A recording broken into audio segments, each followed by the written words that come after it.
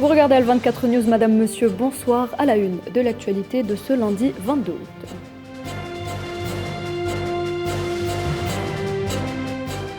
Après des années de rupture, les relations diplomatiques entre les pays du Golfe et l'Iran s'apaisent. Une nouvelle ère semble se dessiner.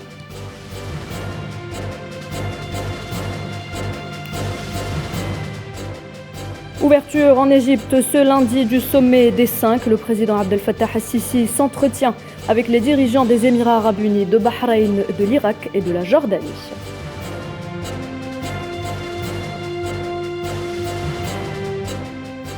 Six mois après le début de l'opération militaire russe en Ukraine, la paix semble encore loin.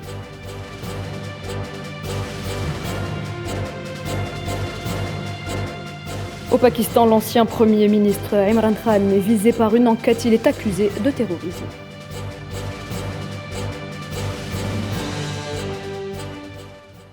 Après donc des années de rupture, les relations diplomatiques entre les pays du Golfe et l'Iran semblent se réchauffer. Le ministère iranien des Affaires étrangères a affirmé ce lundi que le dialogue avec l'Arabie saoudite était sur la bonne voie.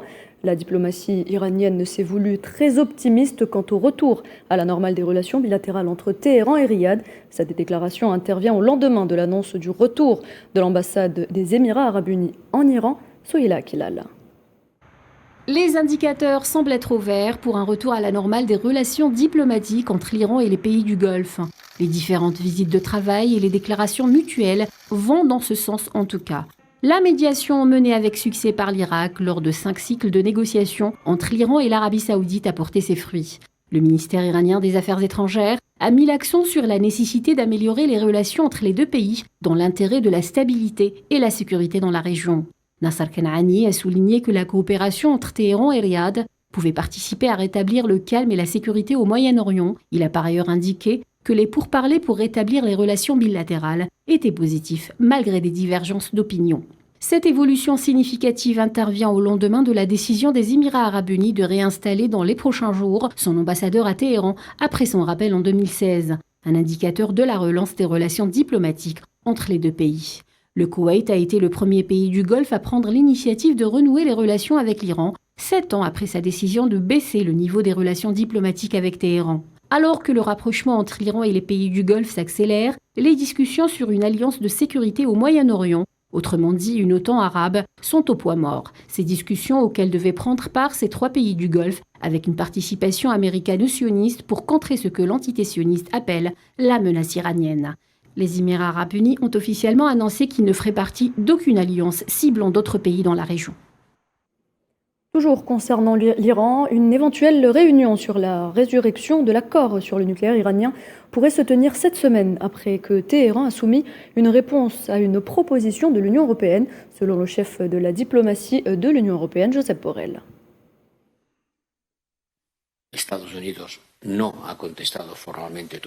Les États-Unis n'ont pas encore officiellement répondu. J'espère que cette réponse nous permettra de terminer la négociation. Je l'espère, mais je ne peux pas vous le garantir. La réponse aurait déjà dû arriver. Une rencontre était prévue à Vienne en fin de semaine dernière, mais cela n'a pas été possible. Il est possible que ça se fasse cette semaine. Le monde serait beaucoup plus sûr si nous pouvions faire en sorte que cet accord fonctionne à nouveau. Nous le disions en titre, l'Égypte accueille ce lundi le sommet de 5 dirigeants arabes, l'occasion pour le président Abdel Fattah al-Sisi de se pencher sur le renforcement de la coopération et les développements régionaux et internationaux avec les dirigeants des Émirats arabes unis, de l'Irak, de Bahreïn ou encore de la Jordanie. Naïla Hamouda. L'échange de points de vue sur plusieurs questions et dossiers d'intérêt mutuel et sur les derniers développements régionaux et mondiaux sont au menu du sommet de 5 pays arabes, en l'occurrence l'Égypte, la Jordanie, les Émirats arabes unis, Bahreïn et l'Irak. Les dirigeants ont souligné la nécessité de recourir au dialogue, à la compréhension et aux méthodes diplomatiques pour régler les différends et les crises par des moyens pacifiques pour garantir la paix et la sécurité internationale. 4 principaux dossiers ont dominé les discussions du sommet d'Al Alamein, le dossier nucléaire iranien, la crise politique en Irak, le sommet arabe qu'Alger doit abriter en novembre prochain et le développement de la cause palestinienne, tout en évoquant l'évolution observée par certains pays arabes avec l'entité sioniste à la suite des accords de normalisation, ainsi que les récents efforts égyptiens pour aboutir à l'accord de cessez-le-feu dans la bande de Gaza. La réunion a également abordé l'importance de renforcer l'action arabe commune et l'unité pour faire face aux défis auxquels la région arabe est confrontée. En marge de ce sommet, Abdel Fattah Sisi, le président égyptien, a échangé avec son homologue émirati, Mohamed Ben Ziyad Al Nahyan. Les deux dirigeants ont discuté de la coopération et des nombreuses possibilités prometteuses. Objectif, ouvrir les horizons à des niveaux plus larges, renforcer le partenariat stratégique entre les deux pays, notamment dans les domaines de l'économie, du développement durable, le progrès et la prospérité. Monsieur Riyad Sidawi, bonsoir. Bonsoir. Merci d'être avec nous ce soir. Alors, vous êtes directeur au Centre arabe de recherche et d'analyse politique et sociale à Genève. Il y a un rapprochement notable entre les pays du Golfe et l'Iran. Pas plus tard qu'hier, les Émirats arabes unis ont annoncé officiellement le retour de leur ambassadeur à Téhéran. Et aujourd'hui, c'est le porte-parole du ministère des Affaires étrangères iranien qui évoque des progrès significatifs dans les discussions avec l'Arabie saoudite. Peut-on dire, selon vous, que l'on va vers un rééquilibre des puissances dans la région, Monsieur Sidawi ? Oui, je pense bien, mais tout d'abord, peut-être il faut éviter la généralisation. Je veux dire que pas tous les pays des Golfe sont hostiles à l'Iran. Je donne deux exceptions, qui sont le sultanat d'Oman ou le Qatar, qui ont toujours gardé des très très bons rapports avec l'Iran. Donc, il n'était jamais hostile avec l'Iran. Le grand problème, à mon avis, c'est entre l'Arabie saoudite et l'Iran, spécialement entre l'Arabie saoudite et l'Iran, entre Mohammed Ben Salman et les dirigeants iraniens. Mohammed Ben Salman a beaucoup compté sur la Maison-Blanche, sur l'administration Trump, puis il a été surpris que les Américains, avec Joe Biden aujourd'hui, ils ont entamé des négociations avec les Iraniens et probablement ils vont conclure un accord. Donc, il a bien pensé, mais pourquoi je reste toujours sous cette influence américaine, pourquoi ce chantage américain, pourquoi ils nous exploitent? On va directement chez les Iraniens, on résout nos problèmes et à mon avis c'est une décision sage qui va changer la donne dans cette région parce que les Américains ont vendu beaucoup d'armes à ces pays. Toujours faites attention contre l'Iran, on va vous protéger contre l'Iran, votre ennemi principal, c'est l'Iran, en oubliant l'entité sioniste. Aujourd'hui, Mohammed Ben Salman notamment et Mohammed Ben Zayed aussi, ils ont bien compris que ce n'est pas les États-Unis d'Amérique qui vont les protéger contre l'Iran. Au lieu de rester toujours dans cette angoisse, pourquoi pas nous-mêmes, on va directement à Téhéran et on ouvre la négociation et on établit des accords. Donc, on évite le chantage américain. Monsieur Sidawi, des dossiers chauds attendent des résolutions, notamment le dossier du Yémen ou encore celui de la Syrie. Ce rapprochement apportera-t-il les solutions nécessaires ? Pour la Syrie, on voit bien un grand progrès de la part des pays du Golfe et l'Égypte aussi. L'Égypte de Mohamed Morsi, l'Égypte des frères musulmans était anti-syrien, mais l'Égypte d'Abdel Fattah Sisi n'a pas un problème avec la Syrie. Aussi, on voit bien que les Émirats arabes unis, ils ont invité le président Bachar al-Assad qui a visité Dubaï et Abu Dhabi. Donc aussi avec le Bahreïn, l'Arabie saoudite aussi n'a pas un grand problème aujourd'hui avec la Syrie. Il reste que la Qatar. Donc la donne aussi a changé. Peut-être la Syrie soit présente pendant le sommet de 1er novembre 2022, le sommet de la Ligue arabe en Algérie. Dernière question, Monsieur Sidawi, vous l'évoquiez il y a quelques instants. En Égypte, donc, sont réunis en mini-sommet arabe les dirigeants des Émirats arabes unis, de l'Irak, de Bahreïn ou encore de la Jordanie. Est-ce que, selon vous, c'est une façon de contrer l'idée américano-sioniste de créer un OTAN arabe ? Oui, je pense, oui, surtout l'Égypte. Il y a une évolution au plan militaire en Égypte qui m'a attiré toujours l'attention. Et ce sont des statistiques vraies. Pendant les dernières 5 années, l'Égypte a emporté 40% de ses armes de la Russie. Et ça, c'est une nouvelle donne qui a changé une stratégie dans la région, puisque l'Égypte était alliée des États-Unis d'Amérique, mais avec l'intervention des Américains en faveur des frères musulmans en Égypte, les Égyptiens, ils ont compris, afin d'avoir leur souveraineté, afin d'avoir la main libre, il faut établir d'autres alliances. Donc, ils étaient vers Moscou, Abdel Fattah al-Sisi était à Moscou. Et l'Égypte a son poids dans cette région. Je pense que Mohamed Ben Zayed, peut-être il est influencé aussi par Abdel Fattah al-Sisi ou le roi jordanien. Faites attention aux Américains. Le monde est en train de changer. N'oublions pas, avec la guerre d'Ukraine et la montée de la Chine, le monde est en train de se façonner autrement. Donc, à nous aussi de faire la mise à jour. Merci beaucoup, Monsieur Riyad Sidawi. Merci d'avoir accepté de répondre à nos questions. Je rappelle que vous êtes directeur du Centre arabe de recherche et d'analyse politique et sociale à Genève. Alors que le Liban commémorait il y a quelques jours le 2e anniversaire de la tragique explosion du port de Beyrouth, une nouvelle partie des silos à grains endommagés par la catastrophe s'est effondrée. Il s'agit du 3e incident de ce type enregistré ce mois-ci. Et en Tunisie, le ton monte après des déclarations de certains responsables américains au cours de la dernière période, des déclarations jugées inacceptables par le président Kais Saïed, qui dénonce l'ingérence américaine. Le président tunisien qui recevait dimanche au palais de Carthage une délégation du Congrès américain en visite dans le pays. Les attaques de l'armée sahraoui se poursuivent contre les positions des forces marocaines, notamment dans le secteur d'Oum Aderiga. Les forces du Marzen ont subi de lourdes pertes humaines et matérielles. Au Mali, le président de la transition, le colonel Assimi Goïta, a nommé le colonel Abdoulaye Maïga au poste de Premier ministre par intérim durant la période d'absence du Premier ministre Choguel Kokala Maïga, malade depuis une semaine. Le nouvel intérimaire cumule ainsi les fonctions de ministre de l'administration territoriale et de la décentralisation, ainsi que celles de porte-parole du gouvernement. Et puis les Angolais sont appelés aux urnes mercredi 24 août pour des élections législatives qui décideront du prochain président. Un scrutin décisif pour ce vaste pays qui compte 33 millions d'habitants, dont une grande partie se détourne de la politique. Au Kenya, cette fois-ci, une semaine après l'annonce de la victoire de William Ruto à l'élection présidentielle, son rival Raila Odinga décide de déposer un recours afin de contester les résultats du vote, des résultats qu'il qualifie de parodie.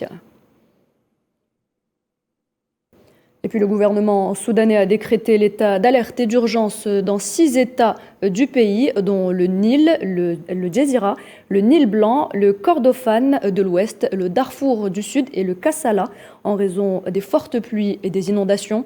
Le gouvernement qui souligne la nécessité de déployer tous les efforts afin d'apporter une assistance aux personnes touchées par ces intempéries.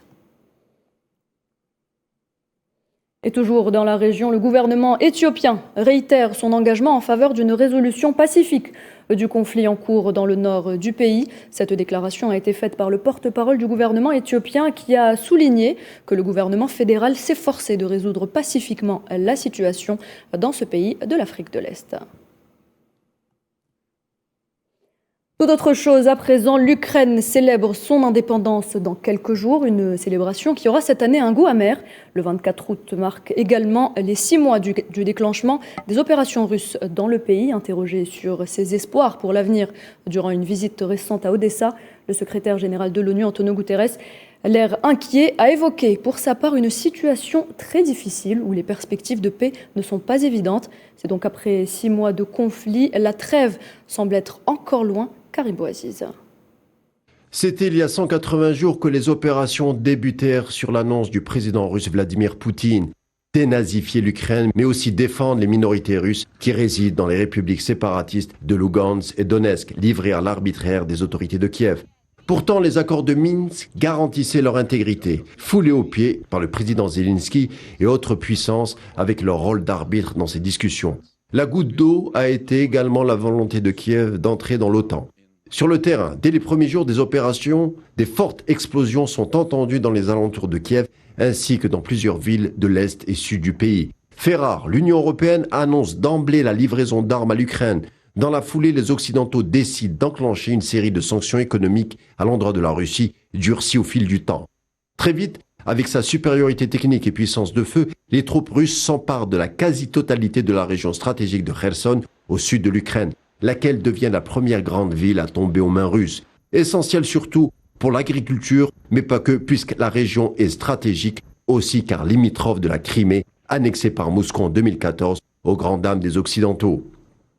Autre événement phare, le siège de Mariupol au sud-est du pays. La mainmise sur ce port stratégique de la mer d'Azov permettrait à Moscou de lier la Crimée annexée aux zones pro-russes du Donbass. Quelques 2500 combattants ukrainiens retranchés dans l'usine d'Azovstal avec 1 millier de civils vont résister jusqu'à la mi-mai avant de se rendre. Sur le front diplomatique, les Occidentaux accusent Moscou de provoquer une crise alimentaire mondiale. Le blocus maritime imposé par la Russie en mer Noire empêche l'Ukraine, un grand exportateur mondial, d'exporter les quelques 20 millions de tonnes de céréales entreposées dans ses silos. Un accord est finalement conclu le 22 juillet sous l'égide de l'ONU et grâce à une médiation turque. Début août, un premier cargo chargé de 26 000 tonnes de maïs quitte le port ukrainien d'Odessa. Les cruciales exportations de gaz russe vers l'Europe, notamment l'Allemagne et l'Italie, sont en baisse constante. Gazprom a aussi interrompu ses livraisons à plusieurs clients européens qui ont refusé de payer en monnaie russe, le rouble. Le 22 août, Dugina Daria est tuée à bord de son véhicule quand celui-ci explose sur une autoroute à une 40aine de kilomètres de Moscou. Journaliste et politologue, elle était la fille d'Alexandre Dugin, conseiller phare du président russe Poutine, qui présente ses condoléances et dénonce un crime ignoble. Les enquêteurs du FSB, service de sécurité russe, soupçonnent à travers les premiers éléments de l'enquête la piste ukrainienne. Et la Russie pourrait décider de juger des soldats ukrainiens alors que Kiev s'apprête à célébrer les 31 ans de l'indépendance de l'Ukraine la semaine prochaine. Si Moscou passe à l'acte, le président ukrainien Volodymyr Zelensky avertit qu'il n'y aura aucun retour en arrière et qu'aucune négociation ne sera alors possible.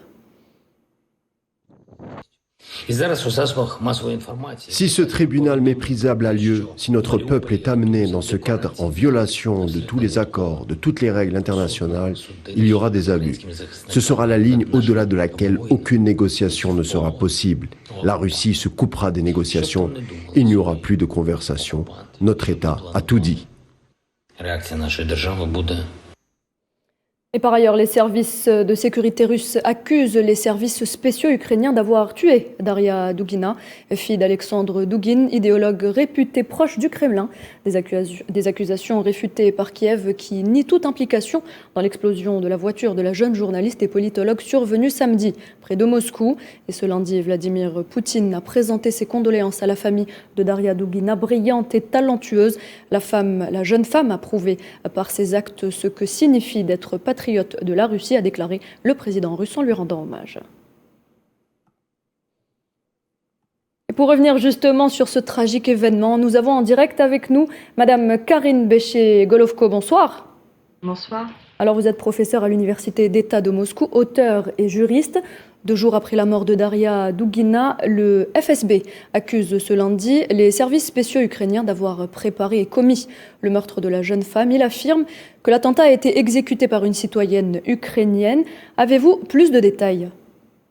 En effet, les services russes ont diffusé des vidéos pour appuyer leur dire, montrant que Natalia Vovk était cette citoyenne ukrainienne qui avait servi dans la garde ukrainienne et également dans le bataillon néo-nazi Azov et était entrée sur le territoire russe avec un véhicule.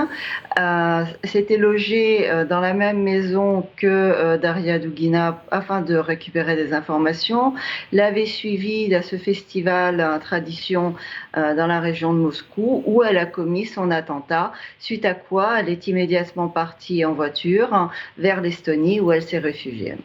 Alors est-ce que cet attentat, dont certains médias affirment qu'il visait le père, Alexandre Dugin, ne serait pas interprété comme un coup contre le Kremlin, Madame Golovko ?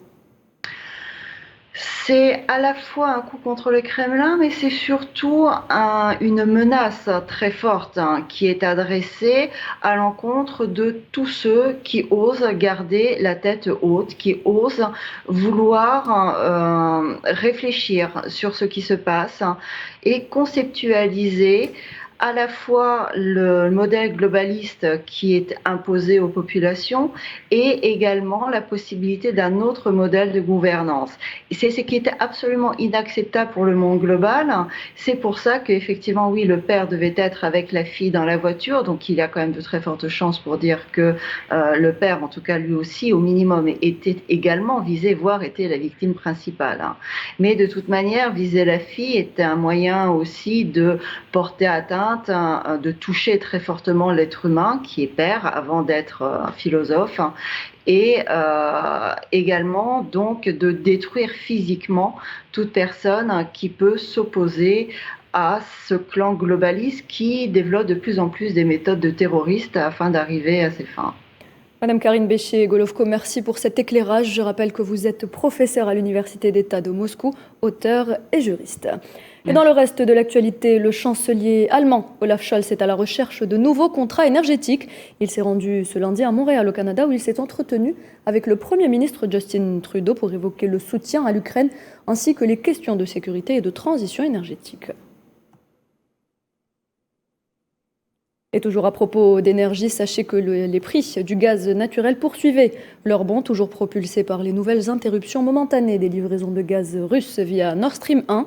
Ravivant les craintes que la crise énergétique en Europe s'aggrave, ils ont grimpé de 21%. Le torchon brûle entre Belgrade et Pristina. Le gouvernement kosovar déterminé à chasser les Serbes du nord du Kosovo, affirme le président serbe, alors que l'impasse concernant les nouvelles mesures frontalières se poursuit. Des mesures liées au projet du Kosovo d'imposer à tous, y compris aux Serbes vivant dans le nord du pays, l'obligation de posséder une carte d'identité et une plaque d'immatriculation kosovare. Alexander Vučić s'exprimait après une réunion dans la capitale Belgrade avec des représentants de la communauté serbe du Kosovo. Les États-Unis et la Corée du Sud ont débuté ce lundi leurs exercices militaires conjoints organisés annuellement en effectuant de nouvelles manœuvres sur le terrain. Ces manœuvres estivales, qui doivent durer jusqu'au 1er septembre, interviennent après que le président sud-coréen arrivé au pouvoir à Séoul en mai dernier a promis de normaliser les exercices conjoints avec les États-Unis et de renforcer la force de dissuasion à l'égard de la Corée du Nord. Et puis l'ancien Premier ministre pakistanais Imran Khan est visé par une enquête. Il est accusé d'avoir proféré des menaces contre la police et la justice dans un discours prononcé samedi dernier, alors que la crise politique se poursuit depuis son renversement le 10 avril dernier. Inès Lourayeb. Aujourd'hui, des centaines de personnes se sont rassemblées devant le domicile d'Imran Khan, près d'Islamabad, afin d'empêcher la police d'y accéder. L'ancien Premier ministre, accusé de trahison pour ses commentaires sur le système judiciaire, se bat depuis des mois contre une série d'accusations sans avoir été arrêté jusqu'ici. On le charge d'avoir violé la loi antiterroriste, une première étape d'un processus pouvant conduire à des accusations formelles à une arrestation. Les dirigeants de l'opposition pakistanaise ont prévenu ce lundi que les autorités franchiraient une ligne rouge si elles arrêtaient cet ancien champion de cricket. Son parti, quant à lui, a jugé sans fondement les dernières accusations portées contre son leader. Renversé le 10 avril par une motion de censure, Imran Khan a depuis organisé de vastes rassemblements au Pakistan pour faire pression sur la fragile coalition au pouvoir. Il souhaite aboutir à des élections générales anticipées, mais le gouvernement n'a montré aucun signe en ce sens. Il avait été élu en 2018 sur la promesse de mettre fin à la corruption. L'autorité pakistanaise de régulation des médias a interdit hier aux télévisions de retransmettre en direct les allocutions de l'ex-premier ministre, affirmant qu'il tenait des discours haineux susceptibles de troubler la paix et la tranquillité publique. Pour rappel, les 23 et 24 février passés, au lendemain de l'entrée des troupes russes en Ukraine, Imran Khan était en déplacement officiel en Russie, une première depuis 23 ans. Ont été notamment abordés l'islamophobie, un contrat sur un gazoduc majeur que le Pakistan cherchait à conclure avec la Russie et la situation en Afghanistan après le retrait américain. Évoquant l'offensive russe en Ukraine, Imran Khan a déclaré que cela ne concernait aucunement son pays. Il a affirmé son souhait de renforcer la relation bilatérale entre la Russie et le Pakistan. Khan avait également, en décembre dernier, salué les déclarations de Vladimir Poutine, rejetant toute insulte contre le prophète de l'islam sous prétexte de la liberté d'expression. On passe au sport avec tout d'abord de la natation et la 3e journée du championnat d'Afrique Cana 2022. Et jusqu'ici, l'Algérie a réussi à remporter 5 médailles, dont une en or, l'œuvre de Jawad Sayoud aux 200 mètres brasse. L'Algérie a également remporté 4 autres médailles d'argent. Pour le moment, la compétition se poursuit. Et puis ces images qui ne vous laisseront certainement pas de marbre, les adieux de l'international brésilien Casemiro au Real Madrid hier lors d'une conférence de presse. Formé à la Castilla depuis 2013, le Brésilien n'a pas pu contenir son émotion. Il rejoint Manchester United qui a déboursé 70 millions d'euros hors bonus pour ce transfert. Quand on prend une décision si importante, c'est toujours difficile. Mais juste après la finale de la Ligue des Champions, j'ai parlé à mon agent. Je lui ai dit que j'avais l'impression que mon cycle ici était terminé. Je suis très honnête avec moi-même, avec tous les Madrilènes, avec le président. Et je pense que mon cycle ici est terminé. Nouveaux défis, nouveaux objectifs, un nouveau championnat, une nouvelle culture. Ce qu'a gagné le Real Madrid, l'histoire est écrite et ne changera pas. Maintenant, je veux essayer avec Manchester United. Là-bas, je n'ai rien gagné. Je serai un joueur comme un autre qui veut aider l'équipe. Comme je l'ai fait au Real Madrid au quotidien, le principal, c'est mes nouveaux objectifs, avec toute l'envie d'accomplir ces nouveaux défis. Et football, toujours avec la rencontre qui oppose ce soir Manchester United à Liverpool, comptant pour la 3e journée du championnat d'Angleterre.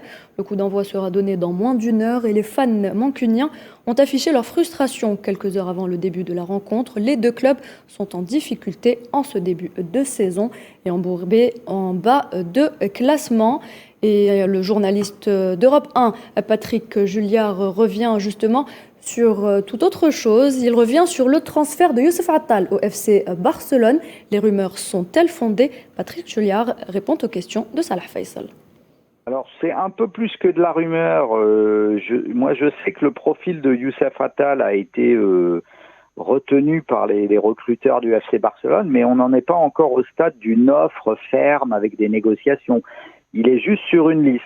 Il est sur une liste de joueurs possibles éventuellement au poste de latéral droit, mais il n'est pas le seul. Et si vraiment il devait passer à l'action, il risque de bien réfléchir, parce que Youssef Attal est un joueur, quand il est au meilleur de sa forme, est un formidable contre-attaquant, formidable latéral droit, mais Pablo, c'est un club ambitieux, donc je suis pas certain que Youssef Attal finira vraiment au FC Barcelone, mais c'est un peu plus qu'une simple rumeur en fait. Et c'est la fin de cette édition. Merci de l'avoir suivi. Pour plus d'informations, retrouvez-nous sur nos différents réseaux sociaux. Il vous suffit de scanner le QR code qui s'affiche en bas de votre écran. À demain 19h.